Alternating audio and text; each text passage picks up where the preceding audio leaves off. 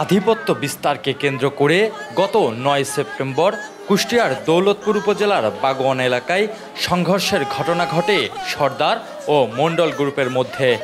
এ সময় বাড়ি থেকে তুলে নিয়ে গিয়ে গলা কেটে হত্যা করা হয় শারভান সর্দার নামে এক ব্যক্তিকে। এ ঘটনায় নিহতের পরিবার থানায় মামলা করে পড়েছেন চরম বিপাকে। আসামিদের গ্রেপ্তার ও নিরাপত্তা চেয়ে করেছেন মানববন্ধনও। তাদের অভিযোগ, এ ঘটনায় কোনো আসামিকেই গ্রেপ্তার করছে না পুলিশ, উল্টো আসামিরাই দিচ্ছেন হুমকি ধামকি, এলাকায় চালাচ্ছেন অস্ত্রের মহড়া। এতে চরম আতঙ্কে দিন কাটাচ্ছেন তারা। আমার মানুষ পুড়ে গেছে, আমার বিচার কিছুই করে না, আমরা তাদের ফাঁসি চাই। আমরা পুলিশ কি করছে, আমার বাবাকে ওরা আমাদের বাসাতে নিয়ে গেছে, নিয়ে যাই নৃশংসভাবে আস্থানা জঙ্গলে আমার বাবাকে হত্যা করছে। পুলিশ তো কোনো আসামি ধরে নাই, বরঞ্চ সেই আসামি আমাদেরকে ধমকে দিচ্ছে যে এখনো 5 জনকে নিব। কোনো পুলিশ প্রশাসনের কোনো ভূমিকায় নাই, বরঞ্চ আমার চাচাকে মেরেছে, মারার পরেও পুলিশ প্রশাসনে তাদের মাল সামানা উঠাই দিয়েছে। এ ঘটনায় আহত হন আরও বেশ কয়েকজন, যাদের অনেকেই এখনও মৃত্যুর সঙ্গে পাঞ্জা লড়ছে হাসপাতালে। তাদের পরিবারও পাচ্ছেন না কোনো আইনি সহায়তা।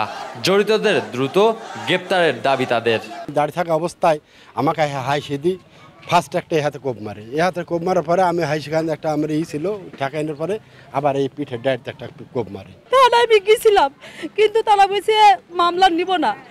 আসামি পক্ষে অনেকবার হুমকি দিছে, বলছে 3 জনকে নিয়েছি, আরো 5 জনকে নিব, এরকম করে হুমকি ধামকি দিছে। আমার বাড়িতে তারা কোপ টোপ মেরেছে, দরজা ভাঙচুর করেছে। এখন বর্তমানে আমরা ভয় আছি। আমাদের মসজিদে হলো, আমাদের মসজিদে যে আমরা 4-5টা কাতার হতাম, এখন 2 কাতারের উপর লোক হচ্ছে না। এই হলো আমাদের সমস্যা। এই ভয়ে আছি আমরা এখন, এই সন্ত্রাসী, আমরা শান্তি চাই।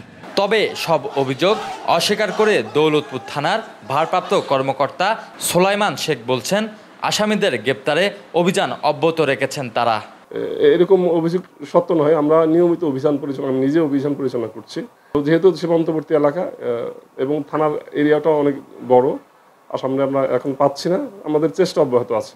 এ ঘটনার 7 দিন পেরিয়ে গেলেও এখনও আতঙ্ক কাটেনি এলাকায়।